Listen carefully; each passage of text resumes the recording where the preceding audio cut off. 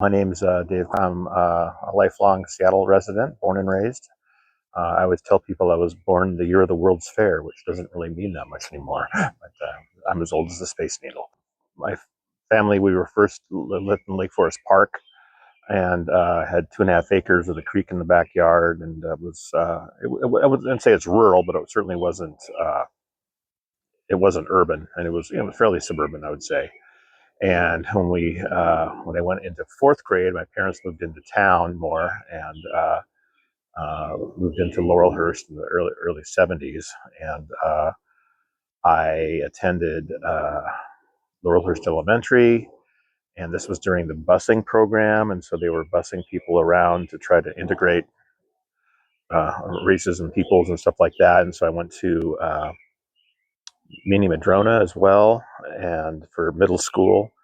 And I went to the Bush School, a private school, for a year or two, and then I went to Roosevelt High School for 4 years. And that was my public school education, if you will, and whatnot.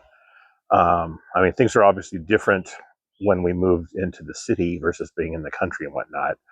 But there was what was going on back then anyway. We were riding our bikes everywhere and doing stuff. I remember getting on the bus and going down to the Ave and hanging out down there and seeing what was going on. And uh, I've always enjoyed music, and so I would try to find places that had live music and stuff like that. And it was something I've always enjoyed. In terms of things around the city and whatnot that have changed, I say I'm a digital immigrant from my age, and because I was around when everything was analog still in terms of just the world and how we communicated and everything else. And so it's been interesting to see that transition, and Seattle being somewhat on the leading edge of some of that transition, just with our software and Microsoft stuff and everything like that. I always tell people the biggest software company before Microsoft in the state was Boeing Computer Services, and that's what it's like, because Boeing was into it even before that. The city, of just how it was, it's sort of the same footprint. Because I mean, the main part of downtown Seattle is a pretty kind of narrow isthmus of where it sits between the water and the lakes and all that kind of stuff. But so I mean, that hasn't changed a lot. A lot of it's grown up in terms of the buildings and stuff like that, as well as people living more downtown than they used to. There wasn't quite the population of full-time residents downtown, and it was kind of a business district that at night kind of closed up. And there were some restaurants and stuff like that, but it wasn't what it is now. And it just wasn't. It was just a different philosophy. If you worked somewhere, then you went somewhere. You went to work somewhere else. And now we see just people like with Amazon, they're living right in South Lake Union, and they walk to their offices if they do that even, and things are a lot closer. We had a cabin down the Oregon coast. My dad was a traveling salesman, and his territory was Washington and Oregon, so we would just move down to Oregon for the summer, and so we'd spend our summers in Oregon, and that was really lovely. And I remember they had some guy from Portland had started a little theater that was kind of like hardly a theater, and we'd watch like old movies like Marx Brothers and stuff like that. And I remember riding my bike, and he was showing Frankenstein, the original Frankenstein. I remember riding my bike to into the town, which wasn't that far in the town, and just putting my bike up against a pole and going in and seeing this movie, Frankenstein. And I came out just kind of like, whoa, and it was all foggy. And when I came out at night, and it was just kind of like, oh man. And I didn't even have a lock on the bike. I just picked it up and rode home, and just like eyes very open because I was just freaked out by Frankenstein. Um, but yeah, bikes were a big part of my youth, of just getting around and going places and doing stuff. Working on bikes, the type of bike you had, the type of accessories, and all that kind of stuff you'd have for it, and everything like that. That was kind of a fun childhood thing. I like doing things mechanically and working on things like that. So that was always something fun to do that way. I've always enjoyed just walking around. If I've ever been traveling somewhere too, I was like just walking around where have landed and whatnot, whatever part of the world.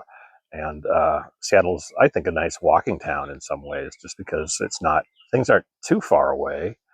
I mean, I've walked from here to Capitol Hill, and it's a hike, but it's not horrible. It's just like it's not, you're not going through. It's walkable. It's walkable. I'll say that. And so I've always enjoyed walking around as much as I can, and it's fun to see the changes within the city and just the density of it happening, and some of the pushback from neighborhoods of not wanting more density, but then we get more sprawl, and so there's this sort of tug back and forth of how people want to have their neighborhoods be. And Seattle is a very neighborhood centric place. It has very defined old neighborhoods of where we are, your Ballards, your Wallingfords, your Capitol Hills, your Shorelines, and all these kind of places like that. And it doesn't define who you are, but it's in terms of it's you are where you grew up. There was a place called Chubby and Tubby that was sort of had all kinds of weird stuff. You could get Christmas trees for $10.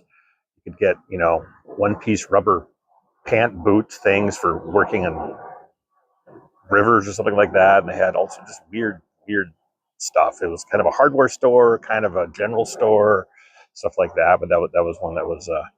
There were two of them. There's one over on Aurora and one down in the South End too.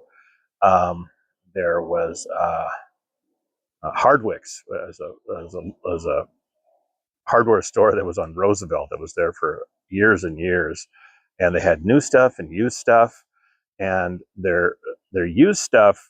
Someone who had really nice handwriting would write on these cards of what it was and a little information on it and whatnot. It was like its own little museum. It was a neat. It was very personalized. Very personalized. It was not a mass mass market deal. But then they had used bed frames in the back and dressers and a little bit of this, a little bit of that. And that was a funny store. And in terms of other stores, it was a lot less specific. Growing up in the Laurelhurst area, there was the University Village, and it was at that time. It was, I don't know if there was, there was probably more of a middle class, whatever else, but it had a Woolworths with a counter for food, and they had these women with like blue smocks with their 25-year pin on, serving fish and chips and grilled cheese and stuff like that. But then right behind it would be like goldfish for sale and guinea pigs and stuff like that. And so it was very kind of common retail stuff. And then there was was called a Pan Save and an Ernst that was more kind of a hardware store and whatnot that way.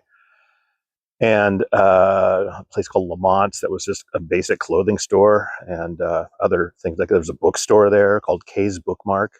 It was next to Husky Donut. There was this little donut store and stuff like that. So there was this kind of smaller mom and pop retail that did fine, and versus now, U Village, I would say it's full of things that you might want but not necessarily need, and it's neither good nor bad, but it's just like there's just like a lot of silly things that they have there that and it's all sort of a mass market deal too. There's not much in the way of small retailers there that are doing it because it's not a place that you're going to last a New York minute if you aren't making rent in a place like that. And so I think it's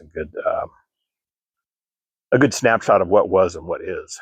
And another thing I remember is where the QFC is there now. It had been I think it was a Darigold processing plant for like making popsicles or something like that. And the front lawn had a front lawn in front of it of grass, and they had these fiberglass cows that were out front because it was part of dairy and stuff like that.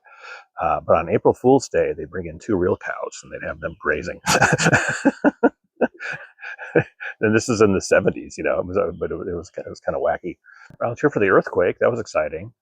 I was I do independent videography, and I would get hired by news corporations to go out and shoot something, and we were being hired by was it NHK, the Japanese news station, about the new Ichiro roll that they had at some sushi place, and so we're all set up to go there, and all of a sudden the earthquake happened. And I got a call from my producer, and he goes, "Well, you know what happened, right?" He goes, oh yeah.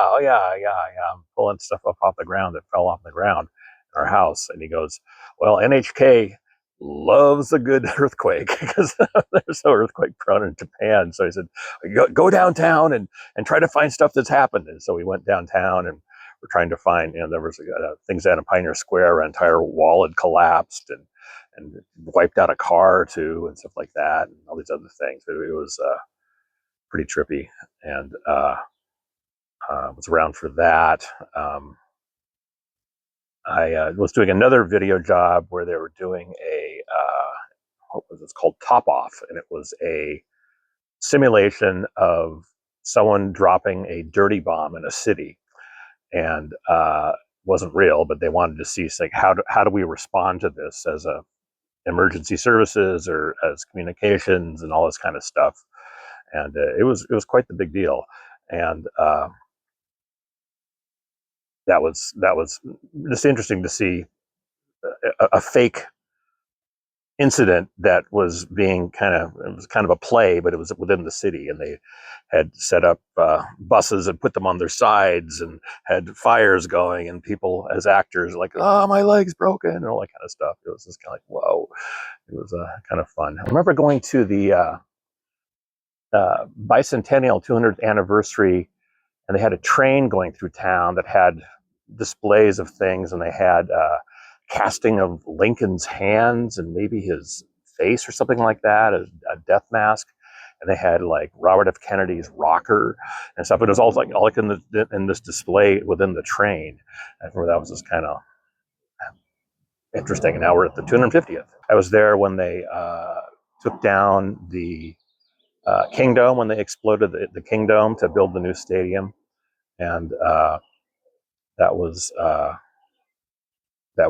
pretty cool. I got to be involved with actually part of the video taping of that too and whatnot. But it was just kind of this amazing thing of just kind of like we got a high point up on, I think it was the Washington Mutual Tower, so we were kind of looking down at it and just sort of seeing the whole thing just go oof, and just this huge amount of dust and junk. We had a big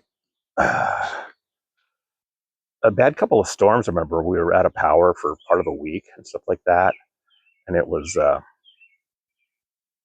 just kind of because I was working in this little place, and we didn't have any power, and the guy that we worked for was out of town doing stuff, and so he'd be calling every day, and he goes, "Well, why don't you guys answer the phone?" He goes, "Well, we have an electric phone system and it's dead, so we plugged the phones directly in, so we have to go back to where the switchboard thing is to hear that the phone's ringing."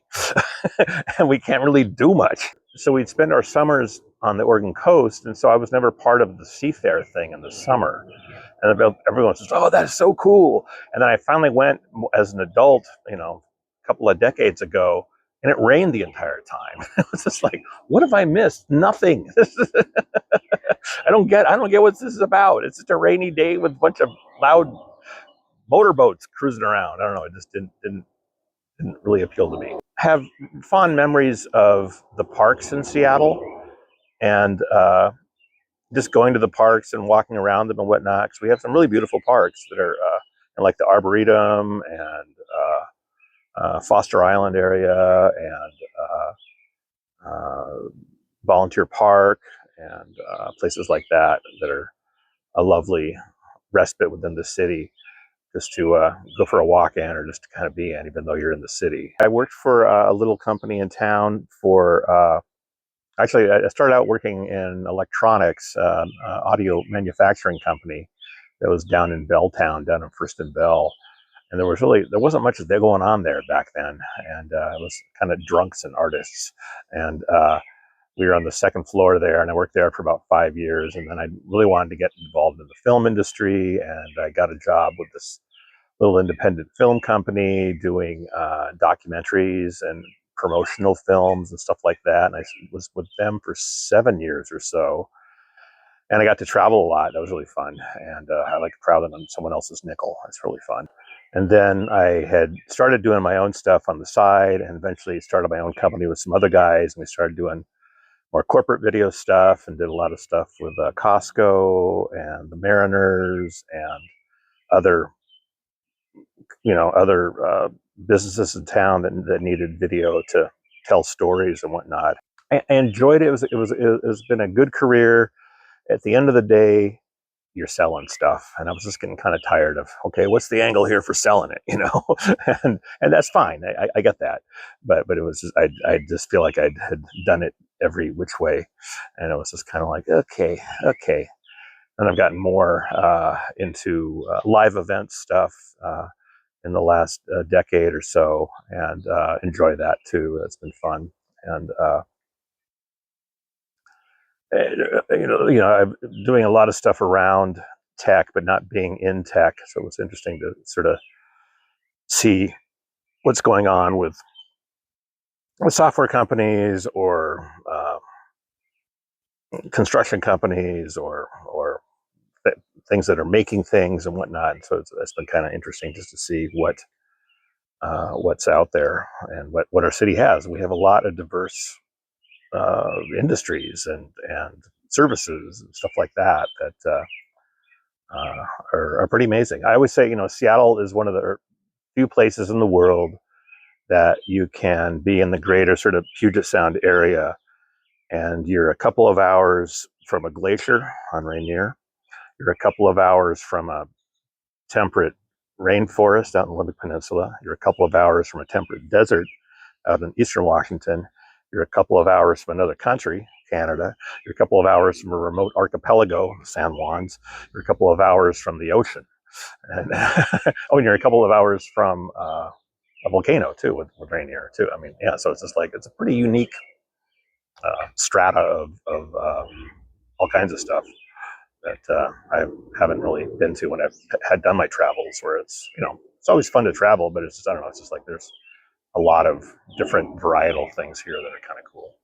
I was in Boy Scouts, and it was you would go for a hike every month on one of the weekends for an overnight or maybe 2 nights, depending on what was going on. And it was sort of run by the fathers of the boys that were in it, and we called them the Old Goats, and so they'd always be in the Old Goats camp wherever we were, and it was fun just to be out in the woods and with your buddies and doing stuff and people telling stories at night and roasting marshmallows up with a stick and stuff like that. That was really fun, and just being up in the Cascades here and stuff like that, and being around nature. It was really lovely, and I still like to be out in the woods sometimes. It's nice. It's nice. Yeah.